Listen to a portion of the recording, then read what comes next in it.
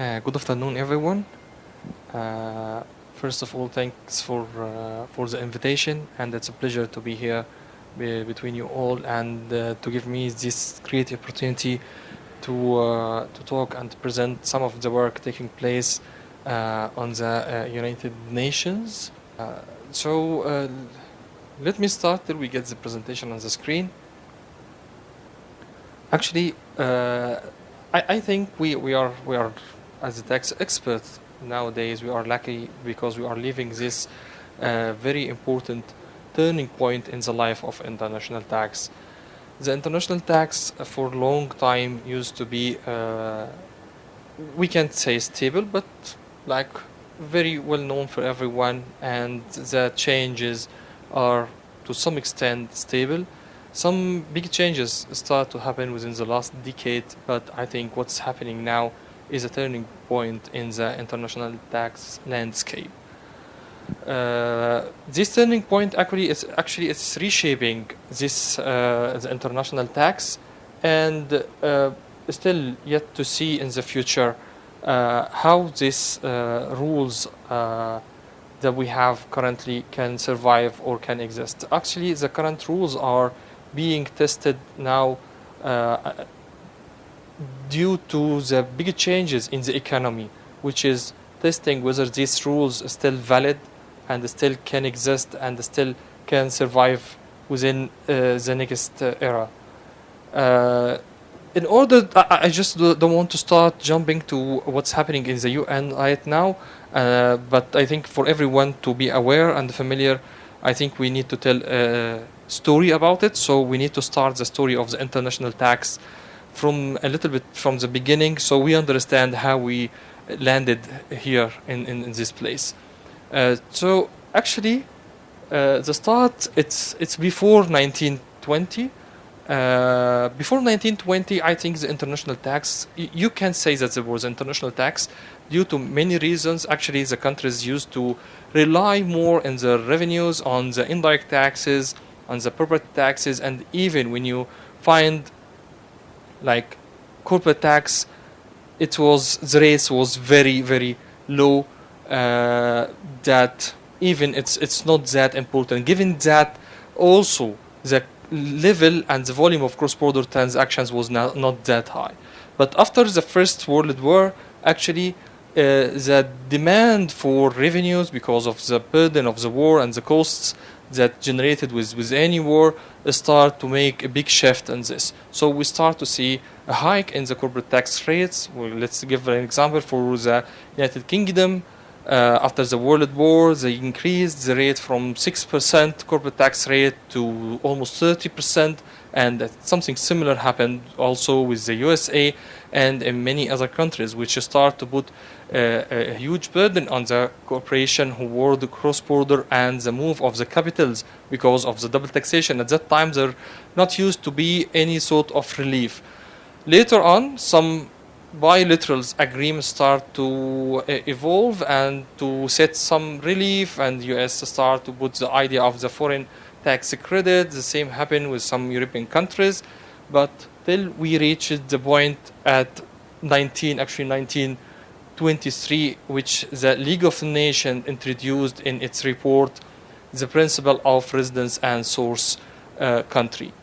After that, we just move in the history. We reach 1960, in which the OECD introduced the first model convention, and this model convention actually it was more favoring the residence country taxation.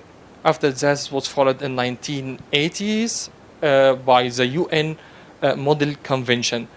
After that, we stayed for some time till starting from almost 2010, in which the OECD start taking over the responsibility of fighting the aggressive tax planning, looking at the idea of digital economy, and many other aspects. There's the financial flows, exchange of information. Actually, in this period from 2010 till 2020, this decade in specific, the OECD did a great work, introduced the new concepts and new ideas and new solutions, which most of it were reflected on the BEPS actions.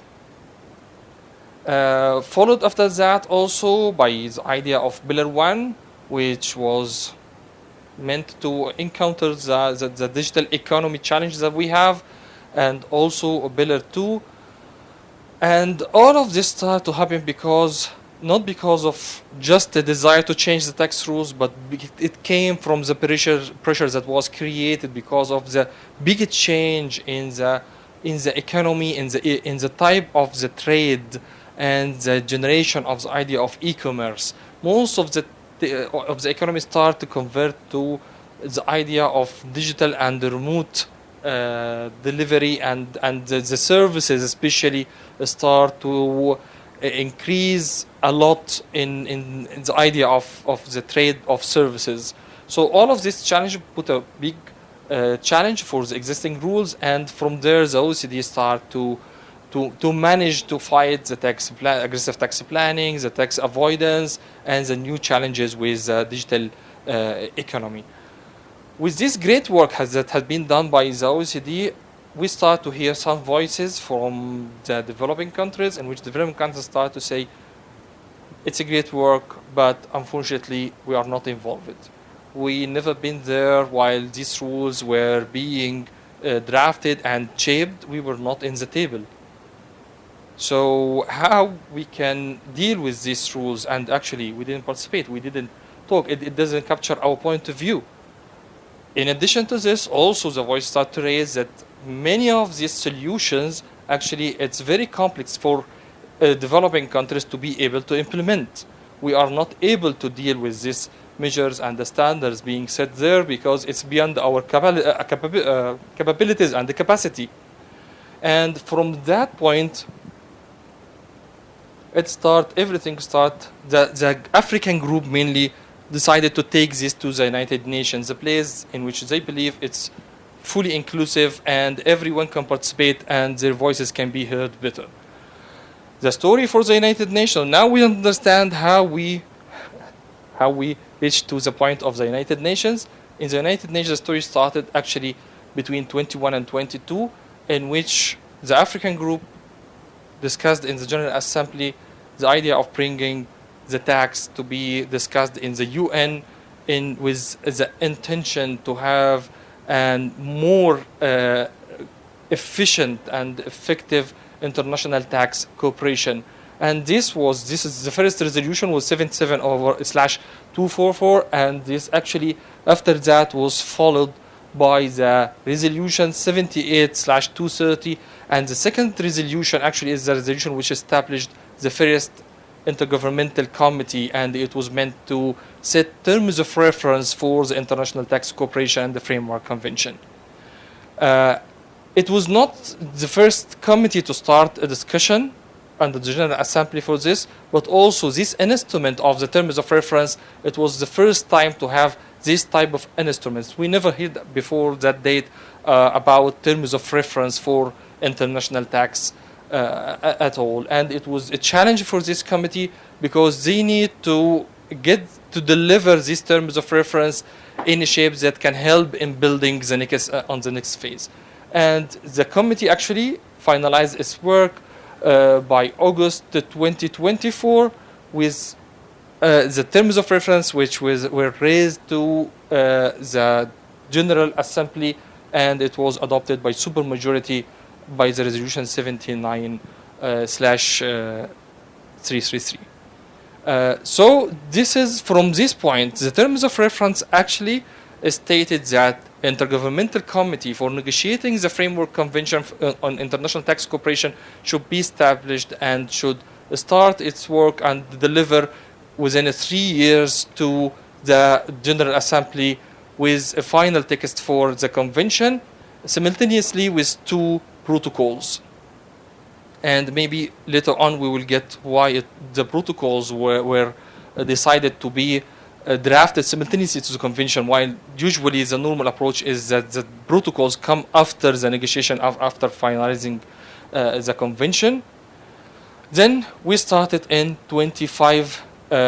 It was the org session for the Intergovernmental Committee.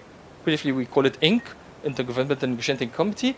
So the ink started its work in February 2025 by an org session in which some rules were adopted, and the structure of work for this committee has been agreed, which again I think we will come to it later, how this committee is working in fact, and with the aim to deliver to the General Assembly by July 27, which means in 1 year from now. Now getting to the first an instrument that we have, which is the terms of reference. I will go through it for the sake of time. I will go through it very fast, but actually this was the first building block in the framework convention, which contains the preamble, objectives, principles, and what type of substantive commitments should be included in the framework, and what is the governance, the capacity building. But the most important thing that I would like to capture here is the objectives, because in the objectives there were 3 objectives, and the most important one were the third objective. This objective was meant to establish international tax system. So the General Assembly mandated the upcoming committee, which is the current one, to establish international tax system, not just a multilateral or instruments that deal with one of the topics, but to establish a full international tax system. This will take us to the next slide. Maybe before going through this, I would like to go to the architecture of the framework convention.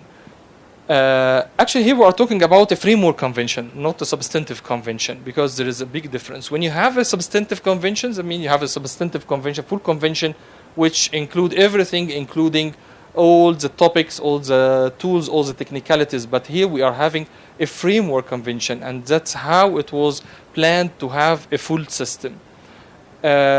So it looked like an umbrella shape in which you have a framework convention. This convention include all the policies, the principles, the objectives, the commitments that govern everything. Then under it, you go for very specific for each topic by having a protocol. So the protocol is a technical document that provides a technical solution, while it's inspiring these solutions and these rules actually from the framework convention. So it should never departure from the principles and the commitments agreed in the main convention.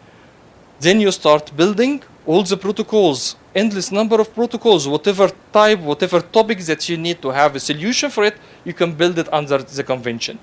The idea beyond this is that we are trying to learn from the history. When the economy starts to change very fast and we start moving to a digitalized economy, and the e-commerce and the type and shape of trading start to change, the current rules were very difficultly being able to adopt with these changes. So in order to be able to be flexible and adapt with the changes, you need to be flexible as much as possible. And this design provides for this flexibility, because you have an overarching convention including the principles and the commitments, which usually it's not changing every day.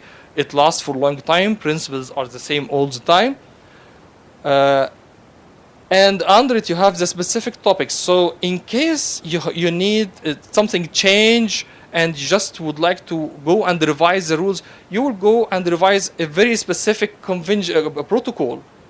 And you can add, if you any new topics or changes came to the new world, you can add protocols. You can amend the protocols. You can modify it. You can cancel it. You can do whatever in the protocols without a need to go and renegotiate the whole convention back again.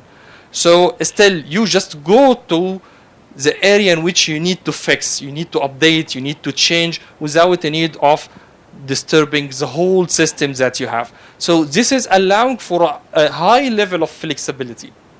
This is the first point. Maybe the second point that I need to go for, that in doing the framework convention, a different methodology has been adopted.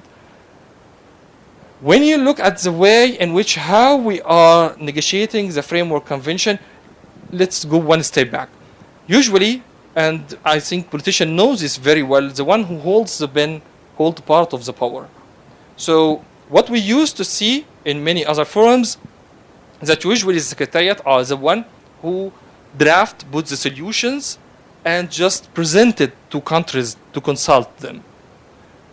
So here we are departing from this consultation approach to co-authoring approach, because actually in this convention, the one who is drafting the rules is the countries, is the member states. They are the one who are working on drafting the rules, providing the ideas, providing the solutions. That's why if we're going to look at, like, let's make very small comparison, you will see like in the OECD, they have, I think, more than 400 tax experts, and they are amazing people and very well experts and well educated, and they are amazing actually in the work they are doing. But again, they are the one who setting the solutions. Here it's different. You'll find that UN Secretariat is around 25 people, and again they are managing this drafting, because actually they are providing the support for the countries more than anything. They are just holding the pen to write what the countries are dedicating. So this is another big change and the big shift, because the countries are the one who are drafting. They are not the one who is required to comment on what has been drafted. So this is a big shift, and it ensures more inclusivity and more efficiency and more rules that is adaptive and fit for the size of each country. Of course, here in the future protocols, for the point just I raised at the beginning about why the protocols were decided to be drafted simultaneously with the convention. Actually, this was a point that was raised also by the African group at the beginning. They believe that the time is not working for us. Actually, we need to be fast as much as we can, because the shortage in the revenues that we have is impacting our economy and the welfare of our people. Usually, when you have a convention, the protocols are the thing that optionalize the convention. And if we're going to wait for the convention to be discussed in 3 years, maybe the protocols will take another 3 years. Side of the table saying, no, why we are using shall? We can should or would for the commitment, for the allocation of taxing rights, for harmful tax practices. And this is a point of diversion that start to raise between. And still till now, what I'm talking about is still under discussion. I will continue the discussion in August, and everyone can follow this discussion. Actually, some countries would like to soft this type of binding instruments, while the others, which is usually the developing countries, Africans, would like to be strong language. This is one of the things that we have. While actually, it's for me, it was like a little bit of surprise when I hear some countries saying we should not use the word shall, because if you're gonna look at all the treaties, shall word is usually is there in the treaties. But again, this is how the negotiation go. The relation with other instruments and domestic law, this is one of the biggest area of diversion, because the north is different from south. People start talking about complementarity. Of course, complementarity, it's difficult to exist. Nothing called complementarity, and it can't work, because if you're going to go for complementarity, then you would like the UN to be complement to what? It's questions that no one can answer. And if the UN will start discussing some areas complementing other forums, so what is being discussed in the UN should also work the other way, and other forums should not discuss this, because countries are saying if it's not complementary to the work, it's a fragmentation. Actually, to complement the other work from it is a true fragmentation, because that means it will end up that each forum is just discussing what they own, and the other side should not touch it. So, and again, it goes against the idea of having international tax system, because this way it's not international tax system. So this is being discussed because, again, what exists right now, and if the UN will be complementing what exists, that means we didn't solve the issue for the developing countries, because what exists still exists as it is, and the allocation of the taxing rights will never be fixed because it's already exists and will not touch it. So it is a very big discussion taking place right now, and some proposals are there how we can solve this. Again, the review and the verification. One side is pushing for less verification and review. The other one not to duplicate with other types of verifications that exist somewhere else. While the others would like to be strong enough and solid enough to ensure the implementation.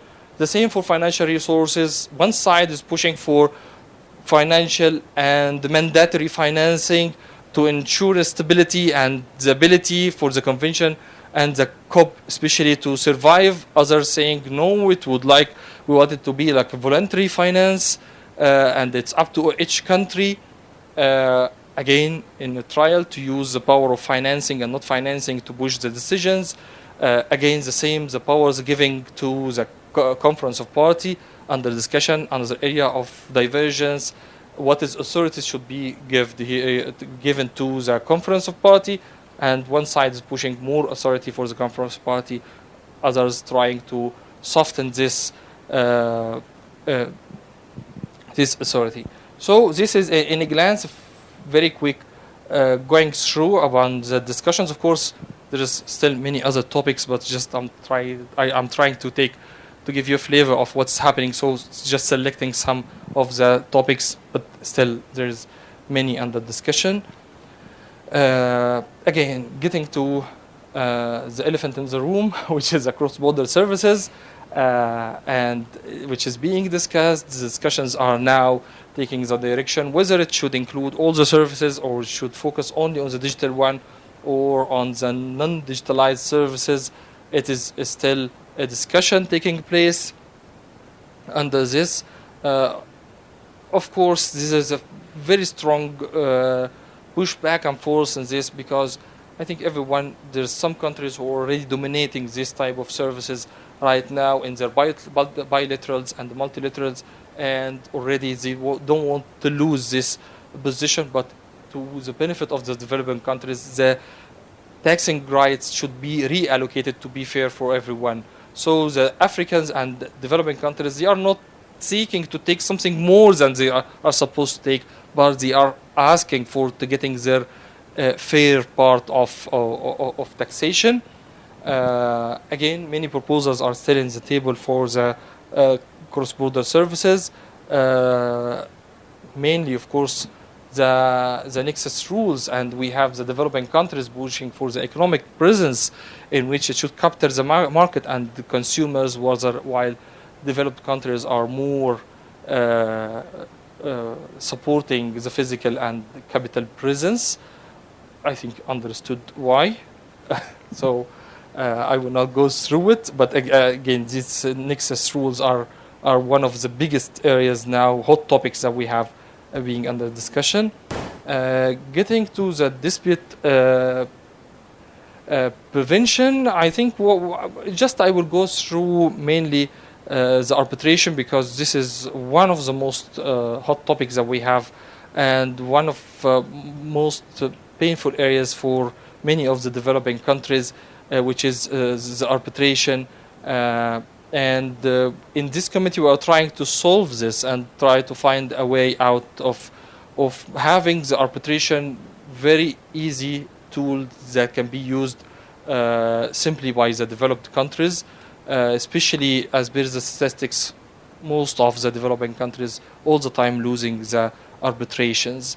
Then it's understood why the other side on the table is favoring having the arbitration in the protocol. Till the moment, the African group are refusing to have any arbitration in the protocol, but still the other side is preferring this. So we are trying to find a way in the middle also to strengthen the map and introducing some other instruments like mediation and the conciliation, to be like intermediate tools that can help in solving the disputes. So some new tools will be introduced in this protocol. Building capacity, which is like the cornerstone of this whole process, in which we have it as a separate commitment, separate section in the terms of reference, and everything is built around the capacity building for the countries, because simply complicated rules that you are not able to implement is equal to no rules. So it's a fact that we need to believe in, and different capacities not only between developed and developing, even inside the same continent.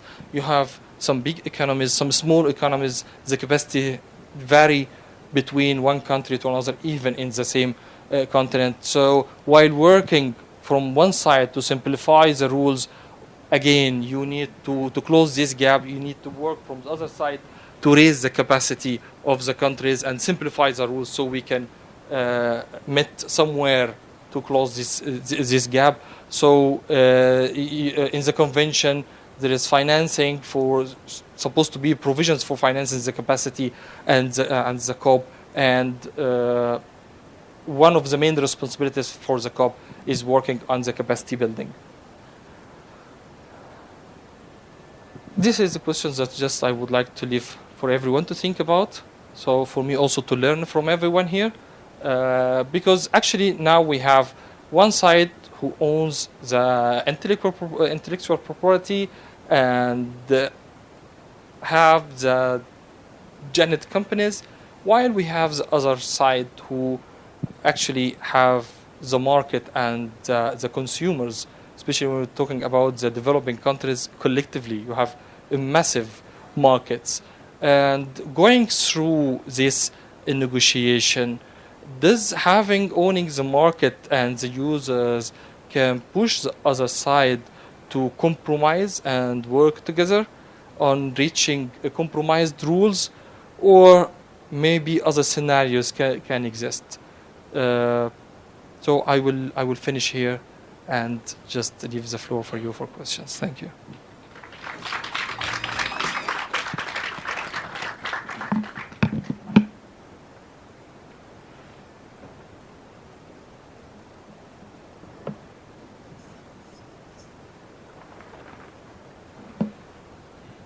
Thank you, Your Excellency, for that thought-provoking presentation. I'm going to hand over to the floor for questions. We have some time to take a few questions. I'm sure you are burning.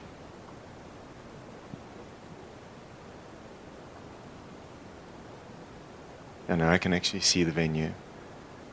Charles, thank you. Frank, can I ask you to just distribute the mic?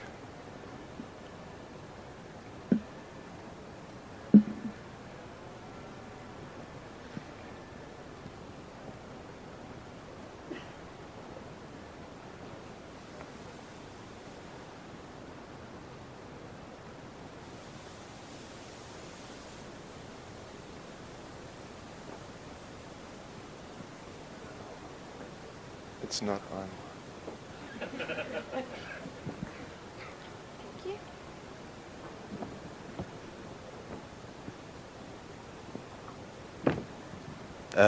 Thanks, Mr. Matosa, and thanks, Prof. And the Honorable Minister there for the presentation.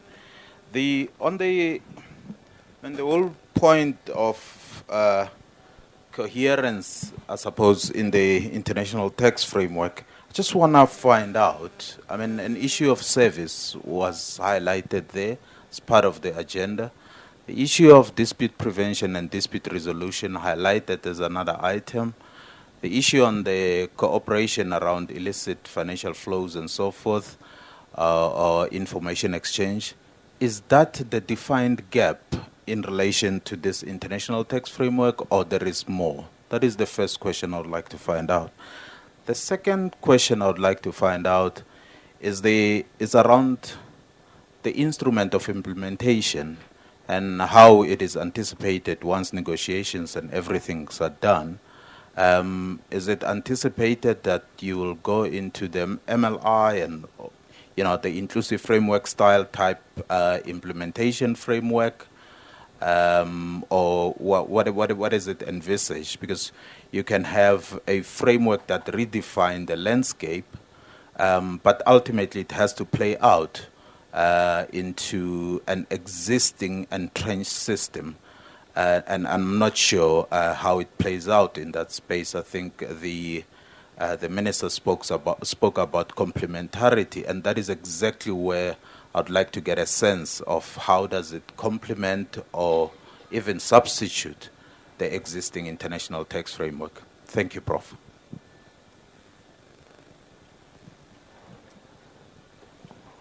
Okay, thank you for the two questions. First of all, again, what you have seen here about the services dispute and what was mentioned, it's not it's not the gap. It's the topics that need to be discussed. And as I said, we have two, and still we have, I think, a list of 11 topics that you are sitting there to be future protocols that will follow these two protocols. And again, this what has been identified by the Committee of Terms of Reference as topics that have the priority for discussion, but still the door is open for whatever protocols will come. So it is not a gap, because if we're going to look at the exchange of information, many countries are not satisfied by the rules of the exchange of information that we have, and they get punished for not following what exists through many measures applied by because of the rating of the Global Forum, which is considered by the EU, and the blacklisting and all of the things. So they are punished sometimes for rules that they didn't decide, they didn't contribute, they didn't participate in setting these rules and the standards, and they see that in many cases they go beyond their capacities to be able to implement. So this is not defined gaps, it's topics to be discussed, and there is a list, and still future topics can come. And of course the COP, once it's formed, then it can decide upon the order and the priority of this topic, because of course the 11 will not be discussed at once, but they will come in order, and this is left for the COP. How it works, actually, the framework is a legally binding instrument. So the framework, it requires signature and ratification, and the same the protocols. So you can join the convention, ratify it, join whatever. The protocols are optional. So if we have, like, let's assume we have 10 protocols, you can join like whatever fits your needs. You can join like first protocol and the fifth protocol and the third one, and whatever protocol you decide, you will sign to it and ratify it. So the convention and its protocols are a legally binding instruments. So it's not just a framework as a guidelines, then you need to convert it to MLI or whatever. No, it's a legally binding instrument.